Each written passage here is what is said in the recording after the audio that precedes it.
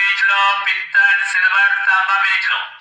अच्छा सारे को बंदे आने ने गिनवा ने अच्छा दुकान ते दे छुड़ी ने 5,000 तो 4.5 तो भी दवी ने साफ होन तो 5 तो बिकवाने नहीं तो 4,500 तो बिकने 4,000 तो असकी ये अल्लाह जाने बिगा बनाने ने या जो बनाने ने उन्होंने ना बनाना था अभी हो कट्टे गए। वाल नहीं लगने कट्टे वाल नहीं लगते, नहीं। मतलब लंबे वाल जड़े भी हैं उन्होंने और इस्तेमाल। जनानी ने केड़े कके ने त्रुटे होने ठीक हो गया, और केड़े जनानी ब्लेड छोड़े नहीं है ठीक है, बिल्कुल सही।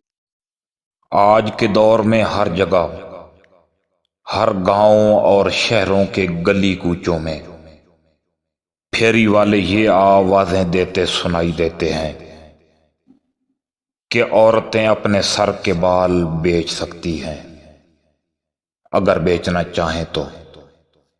इंसानों की जिंदगियां गुजर जाती हैं दौलत के हसूल के लिए, और अपने पेट की खातिर, अपनी जरूरियात को पूरा करने के लिए मर्द और औरतें बिलवास्ता या बिला वास्ता मेहनत करते रहते हैं। बहुत गौर तलब बात है कि अगर जिंदगी की भरपूर मेहनत के बावजूद जरूरतें पूरी नहीं हो सकती तो एक औरत अपने सर के बाल बेचकर जरूरतों को कभी पूरा नहीं कर सकती।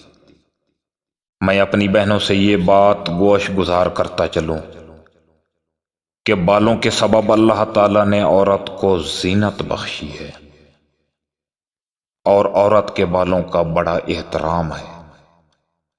बहुत तकद्दुस है औरत के बालों का। औरत के लिए बालों का किसी गैर मर्द के हाथों बेचना तो दरकिनार। मैं ये कहूंगा कि औरत के बालों को उसके सामने कोई गैर मर्द हाथ कैसे लगाए।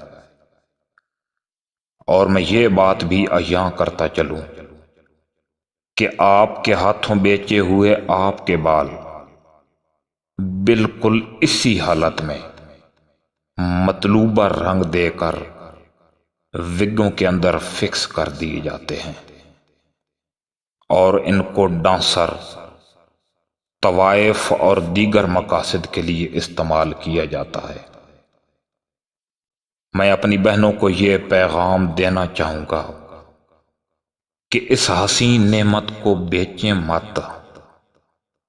जो बाल आपके वजूद पर अपना दौरानिया गुजार चुके और कंघी के साथ अलहदा हो गए, उन बालों को हिफाजत के साथ किसी शापर या किसी महफूज जगह पर रखती रहें और फिर इनको जमीन के अंदर गड्ढा खोद कर दफना दें।